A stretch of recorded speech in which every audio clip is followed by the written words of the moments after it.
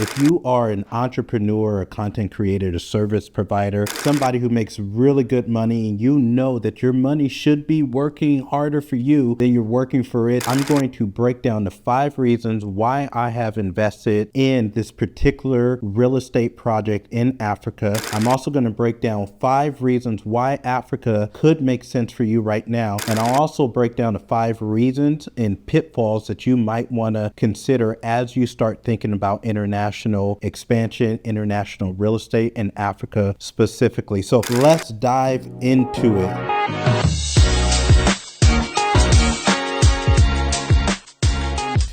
So welcome back to The Difference. As you know, my name is Jamil Frazier. I am the founder of Think Life is Different, and I'm really here to help you get your money right. As you know, over the past 10 years, I've just personally had the opportunity to work with thousands of entrepreneurs. I mean, in many cases, man, I've helped these folks scale businesses to where they were doing $100,000 a month in revenue, $500,000 a month in revenue, $1 million a month in revenue. And here's the thing that I know, and you've heard me talk about this so much, and you might actually be experiencing this right now, is sometimes earning high income is a trap because we just don't know what to do with all of it. I mean, a lot of us have been in situations to where we've dreamt of building businesses that actually put a substantial amount of cash in our pockets. We've dreamt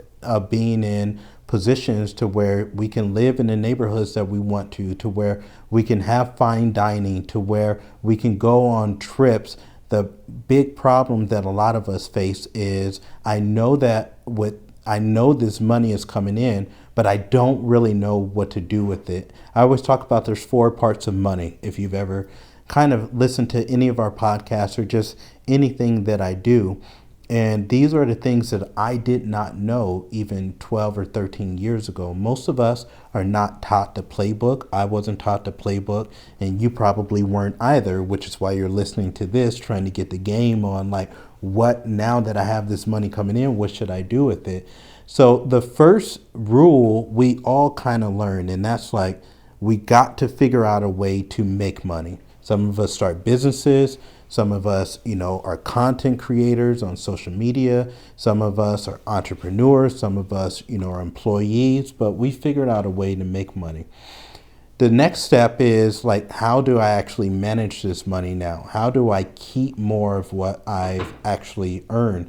And to be honest with you, most of you are not that good with that, because you might be making a good amount, but you're not keeping enough, so it doesn't feel like you have the options that you really, really want. And then the third step is like, how do you grow that money? Now that I'm making it, I'm keeping some by managing it well. How do I actually have my money start working for me? Because honestly, that's where you want to be. You want to be at a place to where you are working, you're building, right? And you're buying assets every single month. In fact, you've always heard me say that, like, if a month goes by and you're not actually buying something that's going to appreciate or put money back in your pocket, I literally have no idea what you're doing. You're wasting time, and you're making life a hell of a lot harder for you than it needs to be. And trust me, I know this, right? Because the one thing that I pride myself on, and my journey has been predicated on, is I don't just talk to talk. I try to be as transparent as humanly possible, which is why I'm literally going to break down the numbers for you on this deal that we invested in Africa. I'm going to tell you step by step how we did this. And I do that because I want for you to see that this isn't something that is theory. This is something that is actually application, right? So we want to learn how to make this money grow. And that's really what this channel is about, because you cannot become wealthy by working for money or saving money. The only way you become wealthy is investing this money. So if you're going off and you're doing a great job with building your business, you're building your brand, you're making an impact, right? You are being a valuable employee. That's great. But now we got to move to the third step, and get this money to start working for you. So let's take a look at why Africa, and specifically, there's a small place off of Tanzania, this small little island that's called Zanzibar. So why did I choose Africa, and why did I choose this small little island to make my first international investment? So there's 5 reasons why, and I want to dive into them. First is diversification. There's lots of different ways you can invest. We can invest here in the United States where I'm at. We can invest in the stock market. We can invest in real estate. We can buy businesses. We can invest in commodities, whether that's oil or gas or silver. We can invest in a lot of things. The challenge is we're just right here in the United States. And what happens if something happens to our economy? And we just saw it a couple months ago. Back in May of 2025, April in 2025, President Trump rolled out his initiative for the tariffs, and to tariff it essentially everybody and their mamas. And once that happened, immediately, once he announced that, you saw our economy go down just like that, because everybody got spooked. So stock prices went down, real estate stayed flat. You started to see with the inflation, prices are rising. So if we are just invested in one market, then we can be affected by that one market. And so what I wanted to do was I wanted to now start to diversify the markets that I'm in. So yes, I'm invested in the United States. Yes, I want to be invested in China. Yes, I want to be invested in Europe. And now I want to be invested in Africa. So diversification is so key, because if something happens over here, I want to have something over here that actually hedges those losses. So that's the first reason. Number 2 is basically, I'm looking for 2 things. I'm looking for what can I put my money in that's going to go up in value. We call that appreciation. What is going to appreciate? If I put it into a stock, if I put it into Microsoft, I want to make sure if I buy Microsoft at $2 or $200 a share, I'm buying it because I want to see that $200 a share go up to $300 and $400 and $500.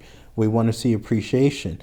If I invest in, this location that I'm in right now, and let's just say we bought this for, $500,000, we want to see over the next 10 years this thing go to 800,000, a million, something like that. We want to see appreciation. And so I want to see the same thing, and I'm going to get the same thing. My belief is I'm going to get the same thing while investing in Africa. I really want the return on investment potential. So there's 2 ways that we're going to get it. One is I'll get appreciation on this actual property. And 2, I'm going to get, which probably is the number one, like the most important phrase that you can use in investing, which is cash flow. So I want appreciation and I want cash flow. So let me tell you about the actual deal. So I invested into an oceanfront property. It is basically 126 square meters, which is about 1,500 square feet. It's a 2-bedroom, 2-bathroom unit, and I bought it for $177,000. Now, let me ask you, where around the world can you get oceanfront property for only $177,000? Right? So, and I'll get into why that's important in a second, but that was the deal. I'm going to rent this thing out. And right now, on average, I should be able to rent this thing out for about and get annual rental income of about $47,000. $47,000 a year on annual rents with only a $177,000 investment, right? That is crazy. So that means that return is going to be substantial. That's going to be a 20 to 30% return on my money just on cash flow. Okay. And then on top of that, over the next 5-10 years, because not too many people know about Africa right now, I just told you about a place called Zanzibar that I bet you probably have never heard of before. This is probably your first time ever hearing about a place called Zanzibar. It is the most crystal blue waters you have ever seen on the Indian Ocean, and you've never heard about it, and I never heard about it. But a lot of people have heard about it, which takes me to number 3, lifestyle perks. For me, this isn't just an investment in terms of making money, but it's an investment in terms of showing my family what is possible. You know, I have 4 kids. I have a 14-year-old, a 10-year-old, a 6-year-old, and a 2-year-old. And my wife and I have vowed that basically our ceiling is going to be their bottom floor. So the things that we thought that were actually hard to do, because that's our ceiling, they're going to feel like it's so easy to do, and not only easy to do, it's just expected to do. So I've already written 3 books, right? Writing my first book was one of the hardest things that I've ever done. These kids look at that and they don't even respect it. It's just something that it is. They see us buying real estate and we're making investments. To me, when I started on this journey, that was huge. To them, it's already expected, which you've seen on other episodes before too. So this gives us lifestyle perks. It's not just something that we can invest in, but it is something that we can live in. So we can go and visit in a completely different culture, in a completely different part of the world, and have the kids actually be able to see that there's different ways of living, that the world is a lot bigger than what they just see right here in every single day. It also gives us a chance to have a vacation destination. So whenever we want to actually go somewhere, we can go to our own place in Africa. And so that lifestyle, owning a vacation worthy property, just it adds a 2-for-1. One, it gives us the opportunity to make income. It gives us an opportunity to have appreciation, but it also gives us an opportunity to go visit one of the most beautiful places in the world. Number 4, there's something called the first mover advantage, and I was kind of talking about it in a second, but you know, when you start investing, one of the things that you want to do is get in early. You know, it's one of the reasons why I started as an angel investor. It can be extremely risky, but if you get in early on either a stock or a piece of real estate or even a community, then you have the ability to have the biggest exits as well, or the biggest appreciation. So just think of places like Abu Dhabi or Dubai in the mid 1990s. You know, real estate was going for pennies on the dollar back then. I mean, if you bought something for maybe $100,000 back then, that $100,000 might be 3, 4, 5 million now, and it hasn't been that long. And that is the benefit that you get from being first, right? You want to be first. You want to be as close to being first in something that's good as possible. And so in this area in Africa, Zanzibar, this is an opportunity for me to get in early on real estate that not that many people know about. So I believe, and I'm not saying that you should believe it, and I'm not saying that you should do it, but I believe in the next 5 to 10 years, so many people are going to find out about this area. They're going to flood the market there, and it's going to drive the price of the real estate up. So whatever I just invested in, $100,000, $177,000. I'm looking to get into another piece of property for $400,000. I think that it's going to have an opportunity to 5x or 10x, which sounds crazy, but it is true. What's up, fam? I hope that you're enjoying this episode. Listen, I want to invite you to a 3-day experience that you will never forget. We call it Master Your Money Challenge. Let me break it down for you. If you're at a place in your life and in your business right now to where you're doing well financially, but you know there's an entirely different mountain to climb, I want to invite you to spend 3 days with myself and my team as I help you not just figure out how to make more money, but exactly in specific steps on what to do with it. Day 1, you're really going to learn how to get clear on what it is that you want to do, the goals that you have in the future, And then we're going to build your own personalized financial roadmap. Day number 2, you're going to build the 3 plans that have gotten me to making multi-millions in investing, to where we really focus on being safe, being comfortable, and building a plan for wealth. And then on day 3, we're going to dive in and really go through all the different investing vehicles, which is going to be best for you and give you the greatest maximum returns. Go ahead and click the link right here in the show notes, and we hope that you join us. We'll talk to you soon. I want to invite you to pick up my new book, The Freedman and the Oak Tree. Now, I wrote this for people who are in sales and business and coaching and consulting, or you just want to accelerate success in your life, whether that be in finance or even in investing. Now, it's more than that as well, because I wrote it as a historical piece. And so what you're going to get is this beautiful story of sharecroppers really taking something that's minimum and figuring out the 5 laws of leverage to turn it into something where they can leave generational wealth. If you're into beautiful stories, and if you're at a place to where you want to level up your career, your business, or your finances, you want to get this book. Now, the secret is also we are turning this book into a film, so you're going to be able to see it on the big screen as well. Go on and grab this book and share it with at least 10 other people. And number 5 is a legacy asset. What does that mean? It means that it gives us a long-term asset that we can keep having cash that's flowing in. So when I talk about it, like right now, I'm only 44 years old.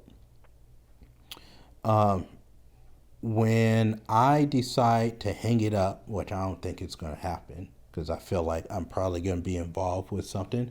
But let's just say I decide to hang it up in another 20 years. Well, in those 20 years, I got to have stuff moving, right? I got to have cash that's coming in. I got to have cash that's coming in from real estate. I got to have cash that's coming in from businesses. I got to have cash that's coming in from different places. So this gives us an opportunity to have another $30,000 to $40,000 a year that's always going to be coming in, so long that we actually hold this property. So those are the 5 reasons. Let's talk about why Africa specifically. And, you know, it's so funny, when I started researching this, I had no idea. I had no idea about some of the stats that I'm about to tell you. You know, when I think about, I live here in Southern California. So when I think about international real estate, people that's around me talk mostly about Mexico or Canada or something like that, right? So I have buddies that have bought in Mexico. They have units, they might have some land, they might have something like that. So that was as far as my mind kind of went. And thinking about Africa just really didn't penetrate my psyche like that. But let's look at some real numbers. So number 1, Africa is one of the fastest growing economies right now. Its GDP growth is forecasted at 3.5 to 3.9% in 2025, and then climbing up to 4.3 in the next year. But Tanzania itself, check this out, Tanzania itself grew by over 6% in 2024, and Zanzibar specifically has grown close to 10% in just the last year. It's crazy. 11 out of the 12 fastest growing economies are in Africa right now. Just think about that. 11 out of the 20, I hope I said 20, 11 out of the 20 fastest growing economies is happening in Africa right now. What does that mean? That means that there's tremendous opportunity.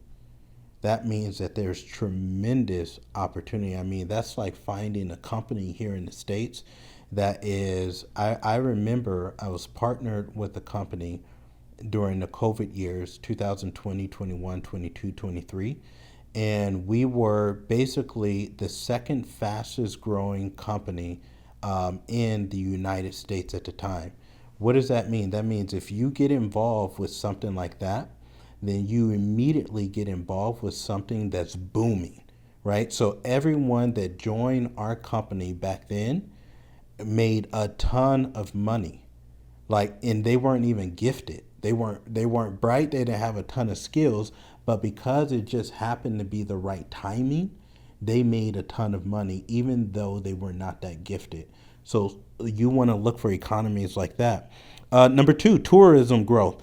Zanzibar itself welcomed almost 800,000 people, new visitors in 2020, which was up 15% from the year before, but it's been like that consistently for the last about 6 years. So overall, more and more people are starting to figure out that Africa is like this little treasure and has some of the most beautiful places on earth that allows you to go there and be able to take your family, be able to invest, be able to buy some of the most luxurious things for pennies on the dollar. So these things are starting to be figured out, and it has some of the most beautiful culture as well. So number three, affordable luxury. We were just talking about this. I don't know too many places where you can go and still get beachfront property for under $200,000. I mean, I think about Los Angeles, that's not happening. I think about Miami, that's definitely not happening. I think about Spain, that's not happening. Portugal, it's just not. It's not too many places to where you can still do that and have the amount of appreciation that I truly believe that's going to happen. So you're able to get affordable luxury for not that. I mean, for relatively speaking, for pretty darn cheap. And right now, prices are growing, especially on land and real estate, by about 12% year over year. So, I mean, the opportunity is just huge. Number four, infrastructure and policy support. What does this mean? It means that the Investment Act of 2024 granted 100% foreign ownership in approved projects and land lease incentives. That is, and I'll talk about this a little bit when I start telling you some of the pitfalls to look for. But basically, the many of these countries want foreign investors. They're changing policies to attract foreign investors. They know if they have foreign investors come in and there's more money that's coming in, that just increases their GDP and increases the quality of life for the citizens that are there. It brings in more jobs and it allows for the country to actually become more wealthy. So there's lots of incentives that are happening because they want people like you and me to come in and to really start putting our investment dollars. Number five, demographics and urbanization. What does this mean? Africa's average economic growth over the past decade was 5% annually. Its growing population and middle class, nearly 2 billion population projected with 1.1 billion in the workforce, promises long-term demand. So, I mean, it's just like stuff is happening. I mean, stuff is happening. I look at a lot of, undeveloped urban areas, even here in California, that, man, 20 years ago, nobody would really want to go there. And today, you wish that you would put some of your money there. I was even talking to Tony about investing in, like, if I would have known a place like Oceanside, California would become what Oceanside, California is now and what it's becoming, and I had the opportunity to invest even 10 years ago, I wish I would have done that. And so a lot of areas like that are starting to happen in Africa. So let's look at basically 5 pitfalls to avoid with anything, with investing in general overseas, but specifically as we invest in Africa. When I started, I spent a lot of time with really diving into the pitfalls in Africa. One, because I knew my wife was going to be on me, right? And so I spent a lot of time with my chat GPT. I spent a lot of time with different developers. I spent a lot of time going through all the numbers. I spent a lot of time looking at GDP. I spent a lot of time looking at the big companies that were moving into these different areas, the big hotel chains. I spent a lot of time looking at at foreign visitors, when they were coming, what time of the year were coming, who were coming. So here's the 5 things I want you to consider. Number one is not vetting developers. Um, not vetting developers. What do I mean by that? Like, I made this investment through a development company, but there are some companies out there that are just scammers. I mean, they just are. And so they may not even have a company. You might see them on social media, you might see them on YouTube, you might see them on Instagram. But really, when you start to do your due diligence, you realize that there's no real company that's there. So you want to call, you want to ask, you want to talk to other investors, you want to make sure that you're vetting the developer and that that company is actually a legitimate company. Number two, sometimes people ignore legal ownership rules. And what I mean by that is sometimes you are not able to actually own the property.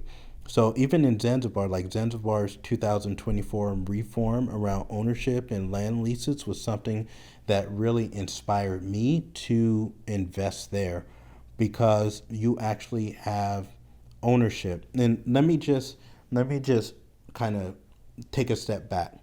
The ownership in a lot of these places aren't like ownership that you and I know in the United States, right? Like once I buy this house, I pretty much own this house and the land. Well, I guess technically, if you mortgage it, the bank really owns it. And I guess technically, if we're really talking about it, you may not ever really own it. The state kind of owns it because even if you pay off that mortgage, and you don't pay your property taxes, then the state can take your house from you. But let's focus on Africa. So it works a little bit differently. So a lot of times these countries don't just give you land ownership; they give you land leases, and so you can lease the land for 30 years, 60 years, 90 years, and you can renew them maybe every 30 years or so.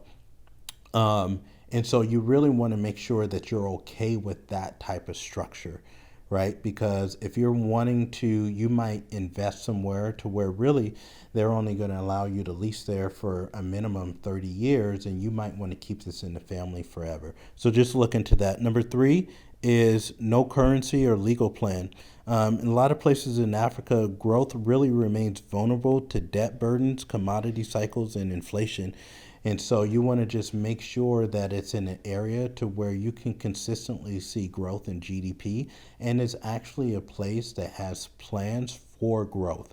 And it just so happens that in Tanzania and Zanzibar specifically, it is so freaking clear the plans for growth is not even funny. Number four, poor property management. This was something that I had to vet like consistently and specifically. And it's only because a lot of you guys know that when I got involved with real estate, I didn't get involved with real estate locally.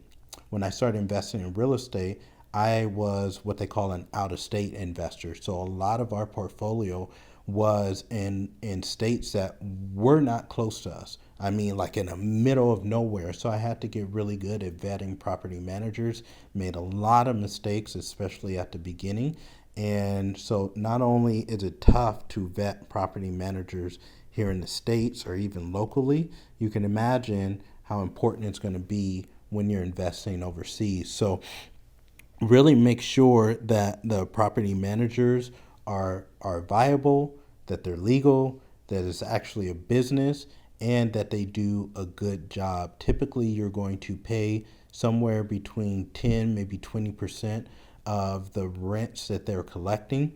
But oftentimes it's negotiable too, especially if you're owning multiple properties through that actually the developer that you may have invested through. So make sure that you vet them. And number five is really buying on hype. Even listening to something like this, like don't let my excitement make you go invest in something that you haven't actually done your own homework with. And a lot of times that's what happens, especially you're hungry, you make good money, you know that this money should be working for you. And when I talk about appreciation and I talk about cash flow, that can sound really sexy to you. And so you might just want to go, hey, like, how do I do this? Make sure that you do your homework. Always run rental projections, verify occupancy rates, make sure people are actually visiting these places, make sure that international travel is actually going up in these areas, make sure that people can even get to these areas, that there's actually flights that will allow people to get to these areas without a big headache. Make sure that, there's no vaccination necessities that maybe you don't agree with. Just make sure to do your homework and don't buy based on hype. So I think, for me, really, I follow this rule of every month I gotta figure out ways to make this money work. There's nothing worse than having lazy money. Let me just say this again. There is nothing worse than having lazy money. But for me, really investing in Africa and Zanzibar specifically, like the opportunity to have consistent cash flow.